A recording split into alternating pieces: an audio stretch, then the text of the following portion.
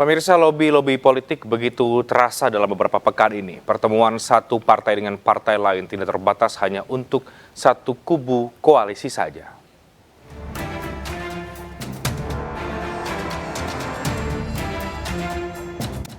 Jelang pemilu 2024, sejumlah partai politik melakukan upaya lobi politik dari satu partai ke partai politik lainnya.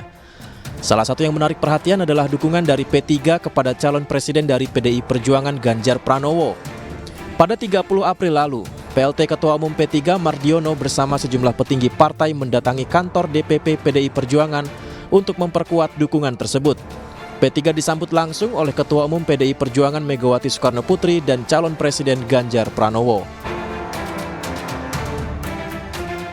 Sementara itu, Ketua Umum PKB Muhaimin Iskandar mendatangi Ketua Umum Gerindra Prabowo Subianto pada 28 April lalu. Kedatangan PKB ini bahkan memunculkan kemungkinan Muhaimin Iskandar mendampingi Prabowo sebagai calon wakil presiden. Selain menemui Prabowo, Caimin bersama PKB juga telah bertemu dengan Ketua Umum Golkar Erlangga Hartarto pada 3 Mei lalu. Dan di hari yang sama, Muhaimin Iskandar juga menemui Partai Demokrat di Cikeas, menemui Ketua Dewan Pembina Partai Demokrat Susilo Bambang Yudhoyono dan Ketua Umum Partai Demokrat Agus Harimurti Yudhoyono. Sebelumnya, dua petinggi Demokrat tersebut juga menerima kunjungan dari Ketua Umum Partai Golkar Erlangga Hartarto di Cikeas pada Sabtu 29 April lalu.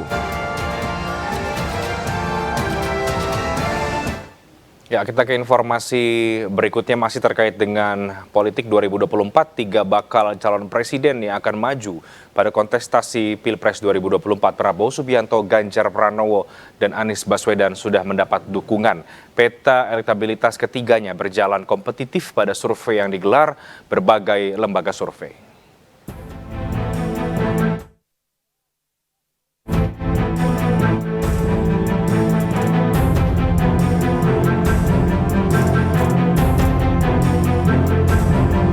Menuju kontestasi Pilpres 2024, 3 bakal calon presiden sudah dideklarasikan, yaitu Prabowo Subianto, Ganjar Pranowo, dan Anies Baswedan. Peta elektabilitas para kandidat berjalan kompetitif pada survei yang digelar berbagai lembaga survei bulan April kemarin.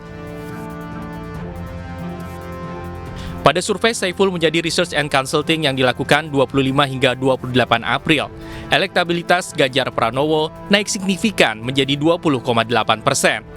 Sementara Prabowo Subianto memperoleh elektabilitas 15,8%. Sedangkan elektabilitas Anies Baswedan berada di 11,4%. Elektabilitas Ganjar naik usai deklarasi capres oleh Ketua Umum PDI Perjuangan Megawati Soekarnoputri. Sebelumnya, elektabilitas Ganjar hanya 13% pada momen batalnya Indonesia menjadi tuan rumah Piala Dunia U20. Sedangkan dalam survei Poltreking Indonesia pada 9 hingga 15 April dengan simulasi 3 nama terkuat, nama Prabowo Subianto yang teratas dengan elektabilitas 33%. Ganjar mengikuti dengan 31,1%. Sementara Anies Baswedan berada di angka 22,4%. Elektabilitas Prabowo naik signifikan. Dan kami akan segera kembali setelah kumandang azan maghrib untuk wilayah DKI Jakarta dan sekitarnya.